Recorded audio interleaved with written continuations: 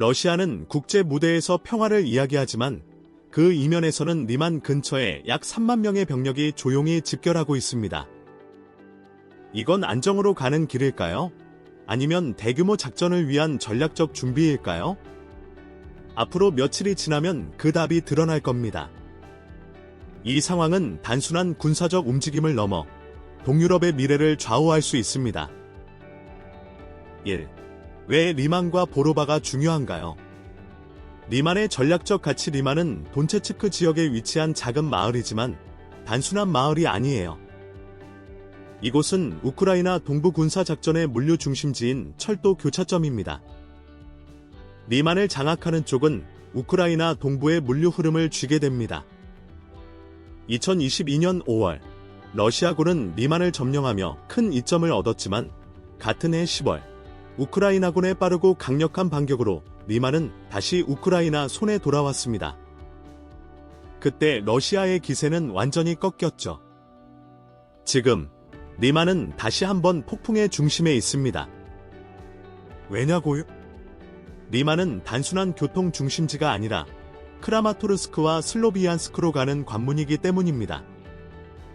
이 두 곳은 돈바스 지역에서 우크라이나의 가장 강력한 방어 거점이에요. 리만을 잃으면 우크라이나의 동부 전선 전체가 흔들릴 수 있습니다. 위성 이미지와 군사 정보를 통해 확인된 최신 정보에 따르면 러시아군은 리만 축 근처에 3만 명이 넘는 병력을 집결시키고 있어요. 이건 분명히 대규모 공세를 준비하는 신호입니다. 보로바의 중요성. 이제 시선을 북동쪽으로 약 50km 이동하면 보로바가 나옵니다. 하르키우 지역에 자리 잡은 보로바는 하르키우와 루안스크를 연결하는 중요한 요충지예요. 강을 건너는 교량, 울창한 숲길, 그리고 대체하기 어려운 방어 지형을 지키는 관문 같은 곳이죠. 2024년 초, 러시아군은 이 지역에 약 1만 명의 병력과 450대가 넘는 군사 장비를 집중시켰습니다. 목표는 우크라이나의 방어선을 뚫고 이지움으로 가는 길을 여는 것이었죠. 2025년 2월로 시간을 빠르게 돌려보면 전쟁연구소의 분석에 따르면 러시아 공병들이 시베르스키 도네츠 강을 따라 부교를 건설하기 시작했다고 해요. 이건 보로바를 남쪽과 동쪽에서 포위하려는 새로운 측면 전략을 보여줍니다. 즉, 단순한 전진이 아니라 전선을 새로 그으려는 치밀한 계획인 거죠. 과거의 교훈. 2022년 가을로 돌아가 보면 우크라이나는 번개처럼 빠른 반격으로 리만과 보로바를 며칠 만에 탈환했어요. 이건 단순한 군사적 승리가 아니라 러시아에 심리적 타격을 주고 우크라이나에 큰 희망을 안긴 사건이었죠. 하지만 3년이 지난 지금 러시아는 잃었던 것을 되찾으려 혈안이 되어 있습니다. 단순히 땅을 되찾는 게 아니라 그때의 패배를 역사에서 지우려는 거예요. 리만을 장악하면 우크라이나의 핵심 보급로가 끊깁니다. 보로바를 장악하면 동부 전선 전체의 판도가 바뀌죠. 이 두 마을은 단순한 전술적 목표가 아니라 저항과 기세, 그리고 이 전쟁의 높은 판도를 상징하는 곳입니다. 지금 전선은 다시 움직이고 있어요. 러시아의 리만 근처 병력 증강은 침공 초기 이후 가장 야심찬 공세 중 하나일 수 있습니다. 이 결과는 전쟁의 다음 단계를 결정할 거예요. 만약 러시아가 리만과 보로바를 차지한다면 다음 목표는 가까운 곳이 아니라 전략적 가치가 큰 주요 도시들이 될 겁니다. 우크라이나의 전선은 안쪽으로 무너질 수 있고 도미노가 쓰러지기 시작할지도 몰라요. 하지만 우크라이나가 버틴다면? 그 답은 곧 나올 거예요. 지금까지 몇 달 동안보다 더 큰 판돈이 걸려 있습니다. 2. 러시아의 조용한 폭풍. 보로바 근처의 러시아 전선은 겉보기엔 조용해 보일지 몰라요. 하지만 그 고요함 아래엔 훨씬 더 큰 작전이 준비되고 있습니다. 단순히 징집병을 보내는 차원이 아니에요. 2025년 초, 러시아군은 리만 보로바 구간에서 공격 작전을 강화했어요.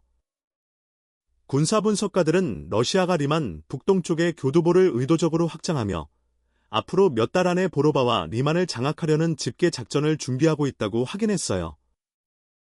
이건 단독 작전이 아니라 우크라이나 영토 깊숙이 들어가기 위한 안정적인 발사대를 구축하려는 조율된 전략의 일부예요. 영국 국방부의 2025년 3월 평가에 따르면 리만 보로바 축 뒤에 3만 명이 넘는 러시아 병력이 배치되어 있다고 해요. 초기 전쟁에서 보던 장비 부족 병력과는 달리 이들은 마리우폴, 바흐무트, 스바토베 같은 치열한 전투를 겪은 베테랑 계약 군인들입니다. 훈련도 잘 받았고 무장도 잘 되어 있으며 언제든 출격할 준비가 되어 있죠. 한편 나토 연합사령부가 올해 초 공개한 열화상 위성 이미지에서는 쿠피안스크 근처, 즉 전투 지역에서 약 60km 떨어진 곳에서 장갑차 열과 물류 차량의 대규모 집결이 확인되었어요. 이 지역에 이미 배치된 전선 부대까지 합치면 러시아군은 우크라이나 제3군단이 방어하는 이 구역에서 병력 숫자상 3대1의 우위를 점하고 있습니다. 이 비율은 이미 압박을 받고 있는 전선에 엄청난 부담을 줄 수 있어요. 이건 무모한 확전이 아니라 대전략 게임처럼 정밀하게 실행되는 작전입니다. 하지만 아무리 잘 준비된 공격이라도 진입 지점이 필요하죠. 러시아에게 그 결정적인 진입 지점은 제레베츠 강이라는 한 줄기 강입니다. 지난 몇 달 동안 러시아군은 제레베츠 강을 건너 좁은 교두보를 만들기 위해 싸웠어요. 작은 대가를 치른 소중한 발판들이죠. 1월에 노볼루안스케를 점령하고 2월에는 노보아이다르로 꾸준히 전진한 것은 단순한 소규모 교전이 아니에요. 이 움직임은 전면 공세를 위한 발판을 마련하는 과정입니다. 현재 교두보는 장갑차가 건너기엔 너무 좁아서 러시아의 전진은 보병 중심 작전에만 국한되어 있어요. 하지만 상황이 바뀌고 있습니다. 플래닛 랩스의 3월 14일자 위성 이미지는 더 넓은 부교와 임시, 교량의 활발한 건설을 확인했어요. 이 새로운 경로는 기계화 부대와 중장갑을 수용하기 위한 것일 가능성이 높습니다. 만약 러시아가 이 교량들을 연결하는 데 성공한다면 교두보 확장은 더 넓은 집결 구역을 만들어낼 거예요. 이 구역은 대규모 러시아 공세를 지원할 수 있고 오스킬 강까지 도달할 수 있습니다. 오스킬 강은 단순한 지리적 특징이 아니에요. 강화된 자연 장벽이자 중요한 보급 통로죠. 러시아군이 이 강을 뚫으면 우크라이나의 동부 방어선은 갈라질 수 있고 러시아의 추가 영토 확보로 가는 문이 활짝 열릴 겁니다. 그렇다면 왜 아직 전면 공격을 시작하지 않았을까요? 무엇이 그들을 막고 있는 걸까요? 그리고 그 선을 넘으면 무슨 일이 벌어질까요? 계속하기 전에 여러분께 짧은 10초 부탁이 있어요. 이 콘텐츠가 도움이 된다면 알림벨을 누르고 구독 버튼을 눌러주세요. 정말 큰 힘이 됩니다. 여러분이 이렇게 해주시면 저희 팀과 저는 더 좋은 콘텐츠를 만들기 위해 최선을 다할게요. 약속이에요. 3. 러시아의 최종 목표 교두보는 시작일 뿐이에요. 다음에 이어질 일은 우크라이나의 방어선을 둘로 쪼갤 수 있습니다. 제레베츠강을 가로지르는 러시아 교두보가 점차 확장되면서 다음 목표는 더 이상 추측이 아니에요. 그건 전략적으로 필연적인 오스킬 강입니다. 왜 이 강이 중요할까요? 오스킬 강은 우크라이나 동부 부대의 보급품, 증원 병력, 연료를 직접 전달하는 핵심 경로예요. 이 동맥을 끊으면 우크라이나는 보로바와 리만 근처의 전체 부대를 고립시킬 위험이 있습니다. 그들의 유일한 탈출구나 보급 경로는 보로바 서쪽의 단 하나, 취약한 다리에 의존하게 되죠. 그 다리는 2023년 말 반복된 포격 후 급히 재건축된 것으로 우크라이나 재건국은 이 다리가 구조적으로 취약하고 지속적인 공격에 위험하다고 설명했어요. 한편 러시아군은 단순히 위협만 하는 게 아니라 실제로 전진하고 있어요. 전쟁연구소는 리만 북동쪽에서 러시아 교두보가 꾸준히 확장되고 있다고 보고했어요. 그들의 계획은 보로바를 거쳐 오스킬 강 동쪽 제방을 따라 영토를 장악하고 돈체츠크 방어 벨트의 북쪽 관문을 여는 거예요. 이건 제한된 침투가 아니라 더 큰 캠페인에 계산된 움직임입니다. 지금 벌어지는 건 나토의 2025년 1분기 전략 검토에 자세히 나오는 3단계 공세의 첫 번째 단계예요. 최종 목표는 2026년 말까지 돈체츠크주 전체를 완전히 장악하는 거죠. 이 계획의 각 단계는 추진력에 의존해요. 그리고 그 시작은 보로바예요. 하지만 러시아의 추진은 저항 없이 이루어지지 않았어요. 쿠피안스크 근처 오스킬 강을 건너려는 시도는 강력한 저항에 부딪혔죠. 우크라이나의 포격과 봄철 악화된 지형 조건은 초기 노력을 방해했어요. 뉴보이스 오브 우크라이나의 보도에 따르면 모스크바의 공병들은 우크라이나의 활력과 눈 녹은 물로 인한 홍수 때문에 부교 구조물을 고정하지 못했다고 해요. 만약 러시아가 보로바를 고립시키는 데 성공하면 다음 단계는 즉시 시작될 거예요. 부대는 남쪽으로 방향을 틀어 리만으로 압박하고 그렇게 하면 크라마토르스크를 북동쪽에서 위협하는 새로운 공격선을 열게 됩니다. 이건 단순히 강변을 장악하는 문제가 아니에요. 외교가 따라잡기 전에 전선을 바꾸는 거죠. 모스크바는 타이밍의 중요성을 이해해요. 일단 휴전 협상이 본격화되면 지도가 고정될 위험이 있습니다. 전쟁에서 휴전 직전의 최종 전선은 종종 영구적인 국경이 되죠. 그래서 국제 헤드라인이 정상회담, 상징적인 악수, 신중한 성명에 초점을 맞추는 동안 러시아는 침묵을 활용하고 있어요. 그들은 한치 한치 전진하며 세계의 피로, 외교적 산만함, 미디어 포화를 노리고 있죠. 만약 이 계획이 성공한다면 우크라이나는 충격 공세나 장갑 돌파가 아니라 점진적이고 조율된 포위로 핵심 전략적 위치를 잃을 수 있습니다. 탱크뿐만 아니라 다리, 통로, 병목 지점으로 벌이는 전쟁이죠. 러시아가 휴전 전에 원하는 것을 얻는다면 그 이익은 얼마나 오래 보호받을까요? 그리고 우크라이나가 지금 전선을 지키지 못한다면 다시 기회를 얻을 수 있을까요? 이건 단순한 군사적 질문이 아니에요. 국경, 경제, 미래를 형성하는 질문입니다. 4. 우크라이나의 대응 보로바를 둘러싼 함정이 조여지고 있지만 우크라이나는 저항 없이 물러서지 않아요. 지난 2주 동안 우크라이나 참모본부는 리만 보로바 축으로의 증원 병력 배치를 눈에 띄게 늘렸다고 확인했어요. 드론 전문가, 포병 부대, 장갑 지원팀이 빠른 주기로 배치되고 있죠. 이 부대들은 밤의 어둠을 틈타 헤드라이트를 끄고 안개 낀 도로와 포탄 자국이 남은 지형을 헤쳐 전선으로 향합니다. 전장은 어둠에 쌓여 있지만 싸움은 계속됩니다. 드론은 끊임없이 하늘을 감시하며 정밀하게 움직이고 정밀 유도, 포병은 러시아의 진격이 뿌리내리려는 숲속을 밝힙니다. 매일 저녁, 보로바 근처 숲은 후퇴나 패배가 아니라 공세를 늦추고 혼란스럽게 만들기 위한 조율된 타격으로 빛납니다. 하지만 이 시간은 큰 대가를 치르며 얻어지는 거예요. 리만과 보로바 근처 전선은 소모전의 장이 되었어요. 끊임없는 움직임과 저항의 연속이죠. 우크라이나 보건부가 발표한 최신 자료에 따르면 쿠피안스크와 슬로비안스크 근처 야전 병원의 외상 환자 입원이 2025년 2월 중순 이후 40% 이상 급증했어요. 응급 텐트는 이제 수용 능력을 훨씬 초과해 운영되고 있어요. 의료진은 며칠 동안 쉬지 않고 교대 근무를 하고 있죠. 유럽연합 파트너와 인도주의 비정부기구의 국제 지원이 계속되고 있지만 물자는 점점 부족해지고 있어요. 상처 드레싱, 혈장, 항생제 같은 기본 필수품도 부족한 상황입니다. 보급선은 러시아의 포격과 몇 달간의 포탄 공격으로 망가진 도로 때문에 취약해요. 이 구역에서 전쟁은 영토 확보로 측정되지 않아요.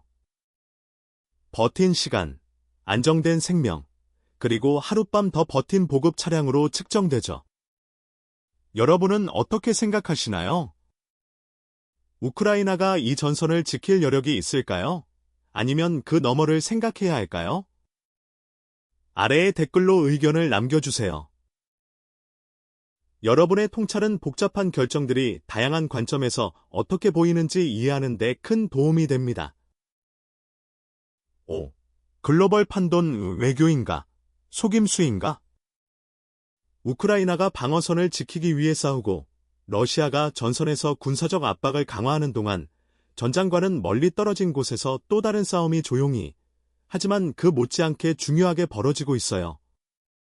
이 싸움은 회의실, 외교 정상회담, 기밀 브리핑에서 진행됩니다. 겉으로는 크렘린이 외교를 설교하며 대화, 상호 이해, 긴장 완화를 외치고 있어요. 하지만 비밀리에 전혀 다른 현실이 펼쳐지고 있죠. 유럽안보협력기구와 유럽연합 외교부 소식통에 따르면 새로운 평화회담이 열릴 때마다 모스크바는 추가 요구를 내놓고 있다고 해요. 이 요구들은 대부분 받아들일 수 없는 것들이죠.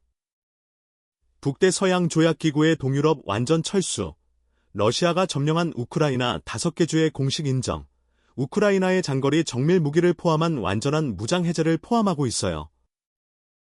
간단히 말해, 이 협상은 연막일 뿐입니다. 한편, 나토 감시 보고서는 벨고로드와 루안스크 지역에서 러시아 병력 집중이 계속 늘어나고 있다고 확인했어요. 2월 중순 이후 국경으로 향하는 중장비 이동이 12% 증가했죠. 이건 전형적인 군사 전략이에요. 한 손으로는 협상하고 다른 손으로는 동원하는 거죠. 하지만 이번엔 글로벌 대응이 바뀌고 있어요. 미국에서는 선거철 정치로 인해 양당의 입장이 강경해지고 있습니다. 4월 초 기준, 미국 상원 의원들은 대규모 제재를 도입하는 법안을 추진 중이에요. 상원 재무위원회 브리핑에 따르면 이 제안에는 러시아 원유를 간접 경로로 구매하는 기업이나 국가에 최대 500%의 2차 제재가 포함됩니다. 이건 글로벌 에너지 시장에 큰 변화를 일으킬 수 있어요. 제재가 시행되면 러시아는 주요 에너지 고객을 잃고 금융 네트워크가 붕괴되며 특히 아시아와 아프리카의 석유 수입국들은 장기 공급 계약을 재고해야 할 겁니다. 이미 인도와 터키는 미국의 제재 대상이 될까봐 기존 계약을 검토 중이라고 해요. 게다가 세계은행의 2025년 1분기 경제 전망은 제재가 진행되면 글로벌 에너지 가격 변동성이 급등할 수 있다고 경고했어요. 하지만 석유만 무기가 아니에요. 스위프트 접근 제한, 자산 동결, 러시아 주요 국영은행에 대한 제재도 검토 중입니다. 경제 전선도 빠르게 뜨거워지고 있어요. 외교적 제스처는 계속되지만 그 이면에서 전쟁은 새로운 국면에 접어들었어요. 다리, 전선, 석유 배럴 모두 더 큰 대결의 무기가 되고 있뿐입니다. 6. 다음은 무엇일까? 국제 강대국들이 다음 제재와 비밀 협상을 고민하는 동안 한 가지 질문이 대화를 지배하고 있어요. 러시아가 이 전쟁의 이번 단계를 이기면 무슨 일이 벌어질까요? 그리고 러시아가 실패한다면? 만약 러시아군이 보로바를 점령하고 서쪽으로 리만을 향해 밀고 나간다면 슬로비안스크로 가는 길이 활짝 열립니다. 이 통로는 돈체츠크주 깊숙이 이어지고 우크라이나의 최종 동부 거점으로 가는 직행로가 되죠. 영국 국방정보국의 2025년 3월 보고서에 따르면 노보아이다르와 쿠피안스크 동부 근처에 주둔한 러시아 부대가 슬로비안스크를 북동쪽에서 포위하기 위한 조율된 공세를 지원하기 위해 재배치되고 있다고 해요. 모스크바가 협상이 재개되기 전에 이 목표에 도달한다면 휴전은 새로운 영토선을 사실상 고정시킬 거예요. 그렇게 되면 러시아는 전장에서의 승리뿐만 아니라 전략적, 심리적 우위를 확보합니다. 그들의 위치는 전투로 얻은 영토가 외교로 굳어지면서 고정되죠. 우크라이나에게는 심각한 결과가 따를 거예요. 새롭고 더 견고한 전선은 되돌리기 더 어렵고 비용도 많이 들죠. 단순히 땅을 잃는 것뿐 아니라 국민 사기에 큰 타격이 될 겁니다. 그리고 글로벌하게 위험한 선례가 됩니다. 전장 공격이 타이밍을 잘 맞추면 휴전 협상이라는 명목 아래 보존될 수 있다는 거죠. 하지만 반대 시나리오를 생각해 봅시다. 우크라이나 방어군이 버틴다면? 리만과 보로바가 함락되지 않는다면? 우크라이나가 러시아의 진격을 막거나 러시아 교두보의 연결을 저지하는 데 성공한다면 그건 전환점이 될 거예요. 여러 군사 관찰자에 따르면 이는 우크라이나가 수적 열세와 끊임없는 압박에도 불구하고 러시아의 공세를 흡수하고 뒤집은 몇 달 만의 첫 사례가 될 겁니다. 이런 방어는 전선을 안정시킬 뿐만 아니라 글로벌 신호를 보냅니다. 정치적으로 전쟁의 길이와 비용에 지친 서방 동맹국들의 지원을 다시 불러일으킬 거예요. 또한 우크라이나가 전략적 지형을 계속 장악한다면 다가오는 협상에서 새로운 영향력을 얻을 수 있습니다.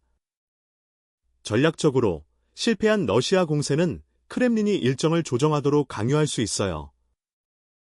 모스크바는 잠시 멈추고 재편성하고 자원을 재배치해야 할지도 몰라요. 그러면 추가 전진이 지연될 겁니다. 하지만 더 깊은 층위가 있어요. 러시아가 멈췄다고 해서 항상 후퇴는 아니에요. 역사적으로 종종 재조정을 의미하죠. 한 전장 전략가가 말했듯이 러시아가 멈췄을 때 철수하려는 게 아니라 재장전하는 경우가 많아요. 문제는 멈춘 후에 무엇이 오느냐예요.